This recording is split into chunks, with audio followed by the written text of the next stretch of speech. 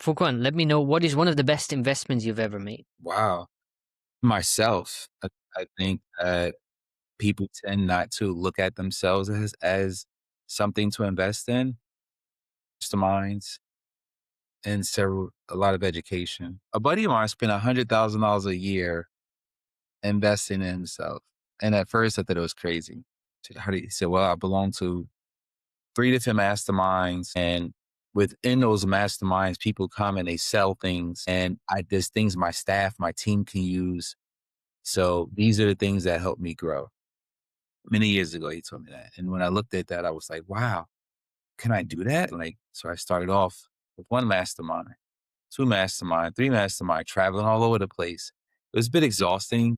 Now today I belong to 2 masterminds, and I'm about to cut back to 1. But what I learned is you pay for speed, you pay for access, the people in the room. Like, just imagine if you're in a room with 100 people and they pay $25,000 a year to be in this group, these are serious people, right? You can network, you can build relationships, exchange values, and you grow faster that way. Hmm. So I've learned that investing into yourself is the most important thing. Cool. That's the best investment. And what advice would you give to a smart young person or investor entering the business world? And what advice should they ignore? The advice I would give them is, do understand that real estate specifically is a learn by doing business. You can watch so many podcasts like we're on today.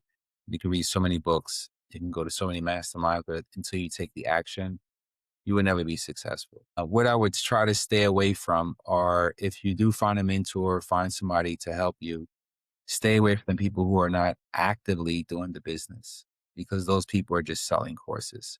You want to be involved with someone who's actually doing it, that you can shadow, that you can pull ideas from, that they can possibly partner with you on projects, and that will help you grow faster. Beautiful. Nice recap. Finally, who should I invite next to this podcast? Or what should our listeners hear? What type of industry expert is something we should invite on our show? Yeah, I would say really anything around business. So there's 2 great books. There's one, Traction. Well, it's Gino Wickman. He wrote EOS, which is the Entrepreneur Operating System. He also wrote Traction. So that's the way of really how to run a business systematically and how to bring your team together. Then there's another book, Rockefeller Habits, and then Rockefeller Habits 2.0, which is another book I have. It's called Scaling Up, which is a really good book about business. 4 parts of business: people, strategy, execution, and cash. No matter which business you're in, you must learn those 4 parts, because that's going to help you successful. So the speaker that I would have is someone who really understands business and operations and systems and processes and SOPs and all of that stuff, because that's what you should have in place, right? If you're going to start a business before you start investing, right?